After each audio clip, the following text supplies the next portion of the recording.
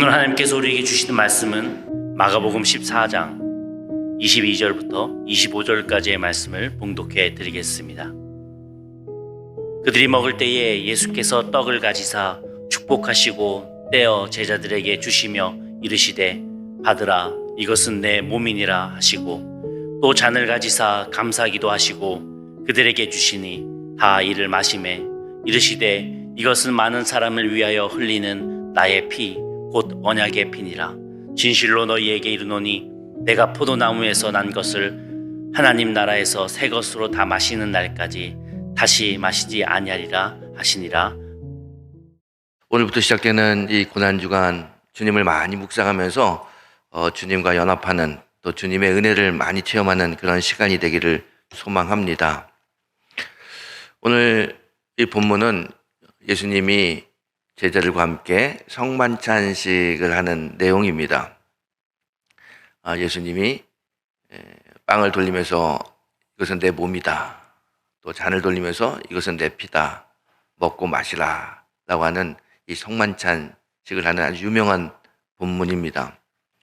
이 성만찬식을 하기 전에 우리 마가복음 14장을 전체를 보게 되면요, 어떤 일이 있냐면 예수님이 제자들에게 6월절 만찬을 좀 해야겠으니 어디 가서 장소를 구하고 음식을 준비하라 이야기합니다.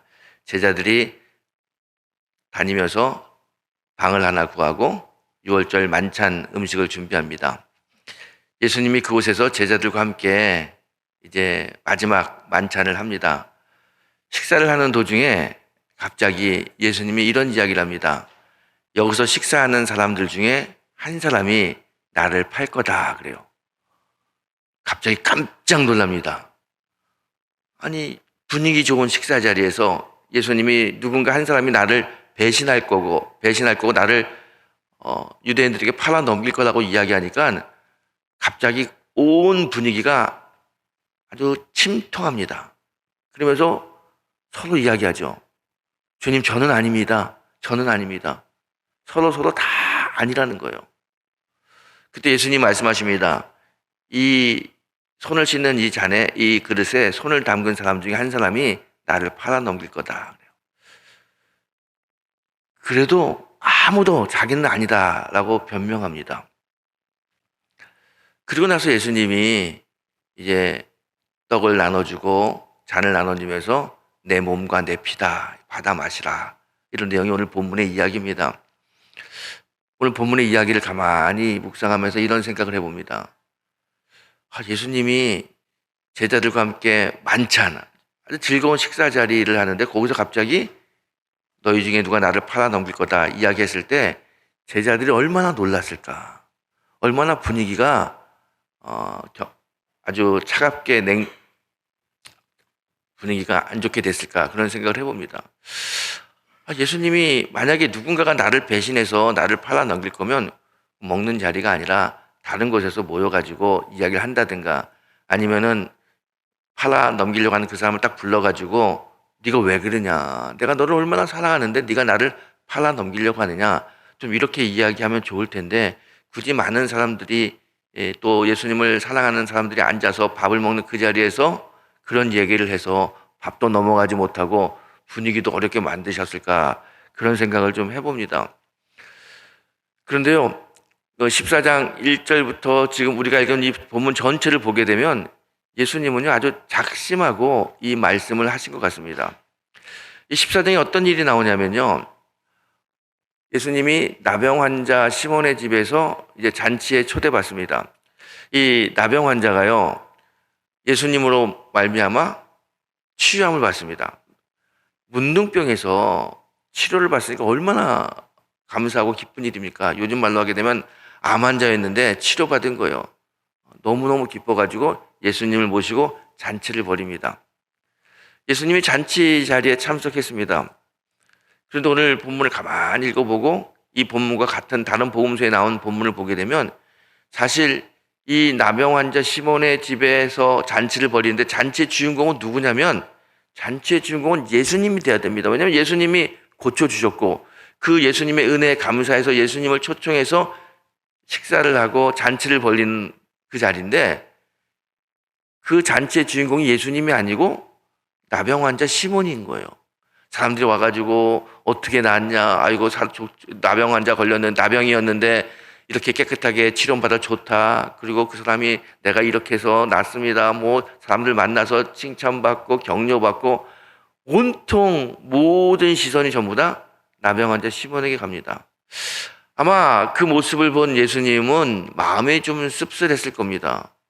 나를 초청해서 나에게 이런 은혜를 주셔서 내가 이렇게 예수님 때문에 고침받았습니다. 감사하고 또 예수님의 그 은혜를 생각하는 그런 잔치 자리라고 생각을 했을 텐데 그렇지 않은 거예요.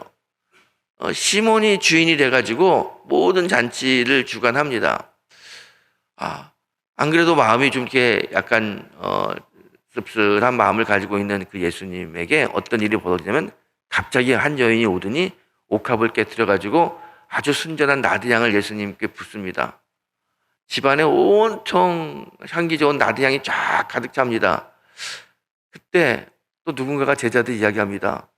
아니 이렇게 비싼 향유를 왜 버리냐, 이걸 팔아가지고 가난한 자들에게 나눠주면 좋을 텐데, 그렇게 이야기해요. 이 이야기를 들은 예수님 마음도 그렇게 썩 좋지 않았을 겁니다. 예수님 말씀하시잖아요.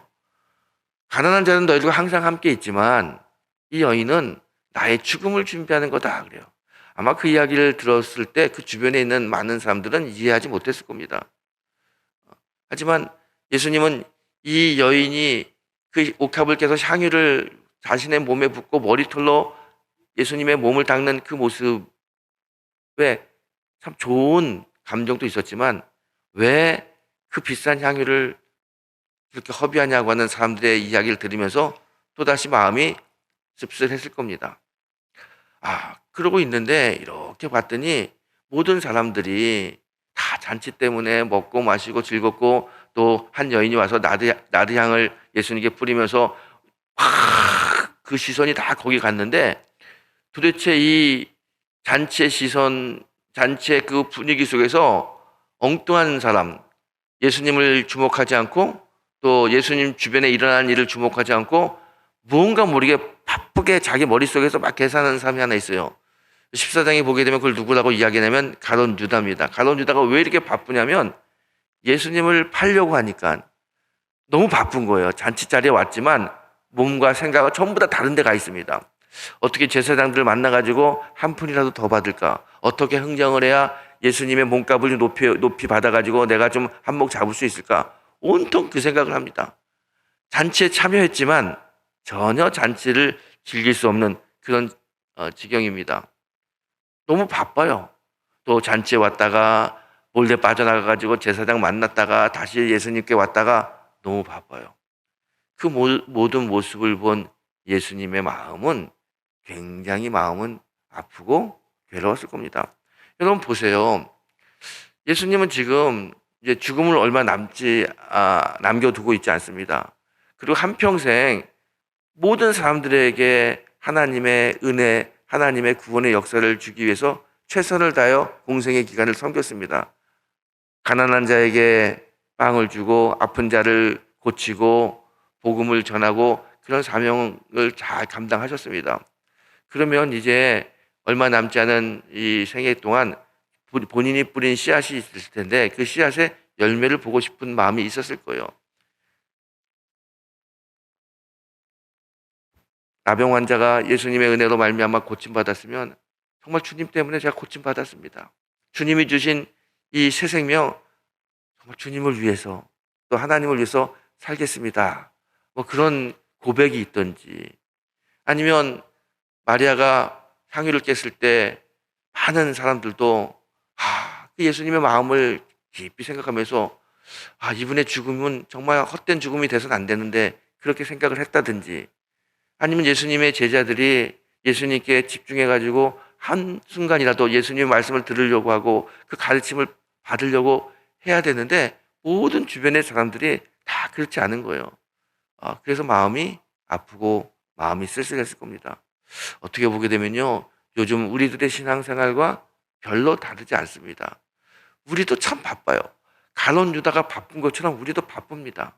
예수님과 함께 있지만 가룟 유다는 그의 생각과 그의 시선은 예수님께 맞춰주지 않았습니다. 제사장 만나야 되고요. 예수님 팔아 넘겨야 되니까 그게 바빠요. 우리도 신앙생활 하면서 몸은 교회에 있지만 또 입술은 찬송을 부르지만 생각은 다른 데 있는 경우가 많습니다. 너무 바빠요. 도대체 뭐 때문에 그렇게 바쁠까? 여러분 한번 생각해 보십시오. 요즘 시간이 너무 빨리 흘러가지 않습니까? 어제가 이제 주일이었는데 조금 지나면은 벌써 또 주일이 다가오는 거예요. 시간이 너무 빨리빨리 흐릅니다. 한 주가 어떻게 흘러가는지 모를 정도로 우리가 바쁩니다. 근데 뭐 때문에 그렇게 바쁜가요? 한 주를 가만히 생각해 보십시오. 지난 한 주 동안 우리는 뭐 때문에 그렇게 바빴습니까? 예수님 때문에 바쁜 적이 있나요? 예수님을 생각하고 예수님을 묵상하느라고 그렇게 시간이 없었나요? 예수님께 기도하느라고 너무 우리가 시간을 많이 소비했나요? 한번 생각해 보십시오. 그러지 않아요. 예수님을 믿는다고 하고 내 인생의 주인은 예수님이라고 고백하는 우리들이지만 정작 예수님 때문에 바쁘지 않습니다. 온통 다른 일 때문에 바빠요. 먹고 사는 문제, 한 푼이라도 더 버는 문제, 사람들과 만나서 즐기는 문제, 다 그것 때문에 바빠요. 어쩌면 예수님은 오늘 잔치 자리에서 잔치에 참여하지 못하고 자신을 제사장에 넘기려고 머리를 굴리는 가룟 유다를 보면서 슬퍼했던 것처럼 오늘 우리를 보면서도 슬퍼할 수도 있습니다. 예배 자리에 앉아있는 우리를 보면서도 예수님 슬퍼할 수 있다는 거예요. 이 짧은 예배 시간만큼도 집중하지 못하고 예수님께 시선을 바라보지 못하는 우리들의 이 모습, 그것 때문에 슬퍼할 수 있습니다. 뿐만 아니라 이 문둥병 시몬, 예수님으로부터 은혜 받은 사람 아닙니까? 그 은혜 받은 사람이 은혜를 잃어버리는 그 모습이 어쩌면 우리들의 모습과도 그렇게 다를 바가 없어요. 우리 신앙생활 하면서 얼마나 많은 은혜를 받았습니까? 수많은 은혜를 받았지만 그 은혜를 다 잊어버립니다. 정말 그 은혜라는 게 옛날에 내 빛바랜 앨범 속에 있는 사진과 같습니다. 그래, 옛날에 그런 적이 있었지. 옛날에 하나님의 은혜가 있었지. 그러는 것 같아요. 그런 모습을 보면서 예수님은 참 슬퍼할 거라고 생각을 합니다. 그 슬퍼하는 그 예수님께서 제자들에게 야, 우리 유월절 만찬하자. 그리고 만찬을 벌리는 거예요. 그리고 만찬을 하다가 이야기합니다. 너희 중에 누군가가 나를 팔 거다. 너희 중에 누군가가 나를 팔 거다라고 하는 이 말은 오늘 우리들에게 하시는 말씀이기도 합니다. 우리가 신앙생활 열심히 하고 이곳에 와서 예배드리지만 주님이 우리에게 이렇게 예배드리는 너희 중에 누군가가 나를 배신할 거다. 누군가가 나를 모른다고 할 거다. 그런 이야기하고 같은 이야기예요. 여러분, 예수님께서 오늘 지금 이 자리에 나타나셔서 너희들 새벽기도 왔지만 너희 중에 누군가가 나를 팔 거야. 너희 중에 누군가가 결정적인 순간에 나를 모른다고 할 거야. 라고 이야기할 때 우리가 어떻게 대답하겠습니까? 오늘 6월절 만찬에 참여한 제자들과 똑같은 대답할 겁니다. 예수님 저는 아닙니다. 예수님 저는 아닙니다. 다 그렇게 이야기할 겁니다. 근데 여러분 정작 보십시오. 정말 예수님이 십자가에 매달릴 때 결정적인 순간에 내가 예수님 곁에 서 있을 수 있을까? 예수님 저는 아닙니다라고 이야기했던 그 제자들은 전부 다 예수님이 십자가에 못 박힐 때 다 도망갔어요. 우리는 그러지 않는다고 하는 보장이 있을 수 있습니까? 이게 우리들의 모습이고 우리들의 연약함입니다. 제자들의 연약함과도 같죠. 그때 예수님이 갑자기 제자들에게 이런 이야기합니다. 떡을 떼서 주면서 받아 먹으라. 이것은 내 몸이니라. 잔을 돌리면서 말씀합니다. 마시라. 이것은 너희를 위하여 준 내 언약의 피니라 그래요. 내 살과 내 피를 먹고 마시라고 이야기합니다. 이 만찬장에 있었던 제자들은요, 이 예수님의 이 말씀을 도대체 이해하지 못했을 겁니다. 왜 갑자기 예수님이 자신의 살과 자신의 피를 먹고 마시라고 할까? 이해하기 어려웠을 겁니다. 우리는 이 떡, 포도주, 이게 무슨 의미인지 압니다. 주님의 살, 주님의 피. 여러분, 우리가 살면서 가장 필요한 게 뭡니까? 먹는 거예요. 그게 에너지를 가지고 움직이지 않습니까? 또 우리 몸속에 들어오게 되면요, 제일 중요한 건 피입니다. 피가 깨끗해야 되고요, 피가 풍성해야 됩니다. 피가 모자라고 피가 더럽혀지면 우리가 살 수 없어요. 너무너무 중요한 겁니다. 인생을 살아가는데 가장 필요한 에너지, 또 사람의 몸을 움직이는 가장 중요한 피를 주님이 먹고 마시라고 이야기합니다. 이 예수님의 피와 살, 이걸 통해서 주님이 하시는 말씀이 있습니다. 그것은 뭐냐면, 지금 너희들이 내가 주는 떡과 내가 주는 이 포도주, 이 피로 말미암아 좀 변화됐으면 좋겠다. 지금 너희들이 입으로는 절대로 주님을 배신하지 않습니다. 나는 아닙니다. 나는 아닙니다. 라고 이야기하지만 너희들의 마음속에 너희들의 연약함이 있다는 것을 주님이 보신 거예요. 그 연약함이 결국은 나를 배신하게 될 거고 나의 가르침을 다 잊어버리는 결과를 맞이하게 될 거다. 지금 너희들의 몸의 상태가 그래. 이게 바뀌어야 되는데 어떻게 바뀔 것이냐. 가르침으로 바뀌는 것이 아니라 나의 피와 나의 살을 먹고 마심으로 나와 연합해야 그게 바뀔 수 있다는 것을 주님이 아셨어요. 그래서 제자들에게 피와 살을 먹고 마시라고 이야기하는 겁니다.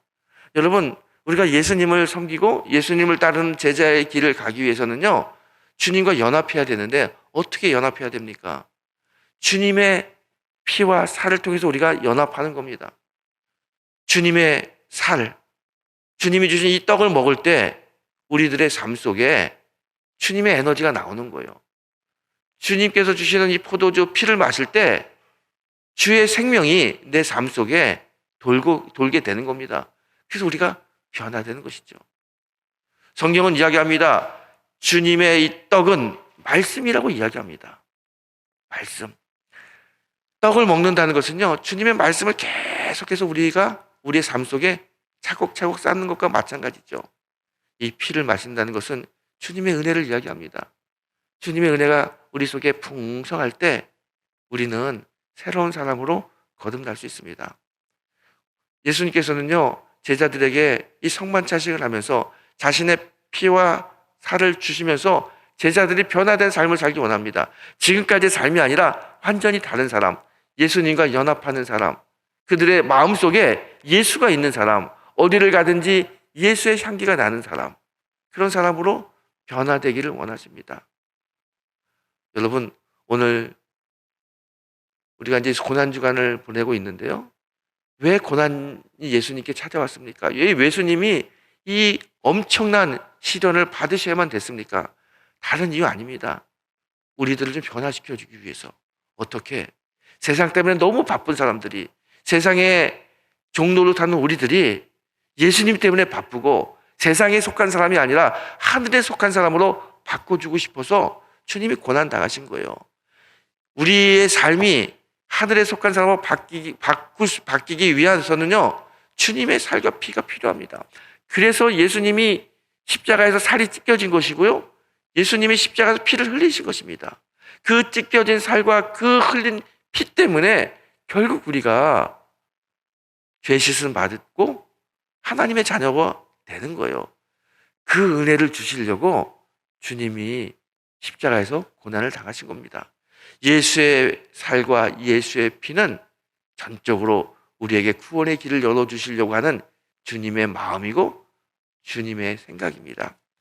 오늘 주님께서 제자들에게 내 몸을 먹어라, 내 피를 마시라, 그리고 이제 약한 인간의 몸을 좀 내려놓고 주님을 바라보는 영적인 사람으로 돌아서 하늘의 소망을 둔 사람으로 살아라 말씀하시는 거예요. 주님이 이렇게 이야기합니다. 그 성만찬식을 하고 떡과 포도주를 마시게 한 다음에 뭐라고 말씀하십니까? 이제 내가 너희와 하늘나라에서 새 것으로 마시는 날까지 다시 마시지 아니하리라 그래요. 너희와 하늘나라에서 다시 먹는다는 거예요. 이 성만찬식을 하면서 예수님이 제자들에게 하신 약속이 뭡니까? 내가 너희와 하늘에서 다시 만난다는 거예요. 영생을 약속하셨습니다. 여러분, 예수님의 피와 살이 우리에게 주시는 축복은 뭐냐면 영생이라는 거예요. 영생. 예수를 통해서 우리가 구원받고요, 하늘나라의 백성이 되는 겁니다. 그 은혜를 예수님이 십자가에 피 흘리심으로 우리에게 주시는 것입니다. 오늘 이후로는요, 어떤 삶을 살아야 됩니까? 우리는 땅에 속한 사람들이 아닙니다. 우리는 하늘에 속한 사람들입니다. 우리가 분명히 오늘 그걸 깨달았으면 좋겠습니다. 하늘에 속한 사람은 예수님 때문에 바빴으면 좋겠어요. 아니, 예수님 때문에 바빠야만 됩니다. 땅에 속한 사람은 땅의 일을 하는 거고요. 하늘에 속한 사람은 하늘의 일을 하는 겁니다. 내가 어디에 속한 사람이냐? 내가 무엇을 생각하고 무엇에 관심을 둔 사람이냐를 보면 압니다. 지금까지 우리가 땅에 속한 사람으로서 삶을 살았다면 예수의 살과 예수의 피를 통해서 하늘에 속한 사람으로 바뀌길 원합니다. 주님은 우리를 하늘에 속한 사람으로 하나님의 자녀로 만들어주기 위해서 십자가에서 고난당하고 피 흘리고 우리에게 영생의 길을 열어주신 것입니다. 이 고난주간 일주일 동안 우리가 함께 기도하면서 정말 무엇 때문에 바빴는지도 좀 알았으면 좋겠고요. 내가 세상 일 때문에 바빴다면 그걸 좀 내려놓고 기도하면서 세상의 가치를 쫓는 사람이 아니라 하늘의 가치를 쫓는 사람으로 예수의 흘리신 피와 살로 바뀌는 역사가 일어나기를 소망합니다. 여러분, 세상 것은 다 사라집니다. 우리가 아무리 이 땅에 많은 것을 쌓는다 할지라도 우리가 하늘나라 갈 때 가져가는 것은 아무것도 없습니다. 우리가 태어날 때 저는 사람이 태어나는 거, 아이가 태어나는 거 본 적이 없어요. 하지만 그 간호사들이 하는 이야기가 있습니다. 아이가 태어나면 모든 아이들은 다 손을 이렇게 딱 쥐고 그렇게 태어난다고 합니다. 손을 피고 태어나는 아이는 아무도 없습니다. 여러분이나 저나 다 세상에 태어날 때 손을 다 꽉 쥐고 태어났어요. 왜 손을 쥐고 태어났어요? 모든 사람들은 이런 생각을 할 겁니다. 내가 세상에 태어났으니까 내가 뭔가 한번 이루겠다. 내가 무언가 한번 꽉 잡고 한번 살아보겠다. 그렇게 손을 꽉 쥐고 태어나요. 사람이 죽을 때 저는 임종을 많이 봤습니다. 손을 꼭 쥐고 죽는 사람은 아무도 없습니다. 다 손을 피고 죽습니다. 태어날 때는 손을 꼭 쥐고 태어나지만 하늘나라 갈 때는 다 손을 펴요. 내가 세상 속에 이룬 것, 이거 잡은 거, 명예, 권력, 돈, 내가 이거 쥐고 하늘나라 가겠다.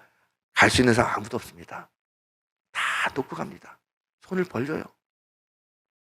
여러분, 우리 인생이 그런 거예요. 가져갈 수 있는 건 아무것도 없습니다.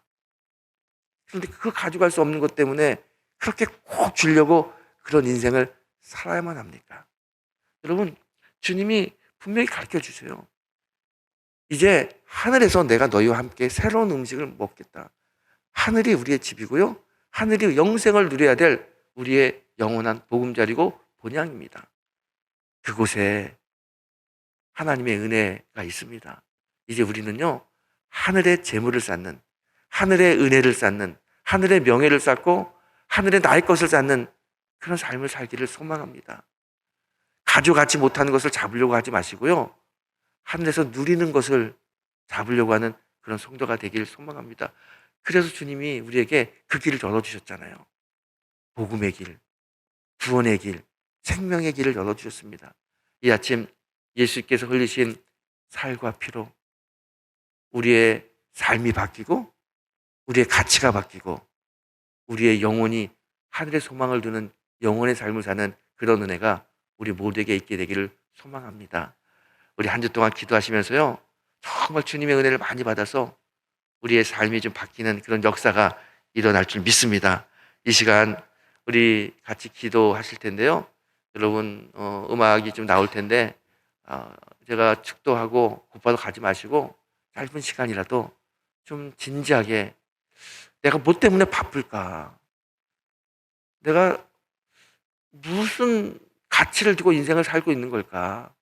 주님은 나 같은 사람에게 새 생명을 주시고 영생을 주시고 은혜를 주시려고 십자가에 피 흘려서 그런 고통을 당하셨는데 나의 삶은 어때야 되는가 한번 생각하고 주님이 주시는 그 응답을 받고 돌아가는 그런 시간이 됐으면 좋겠습니다.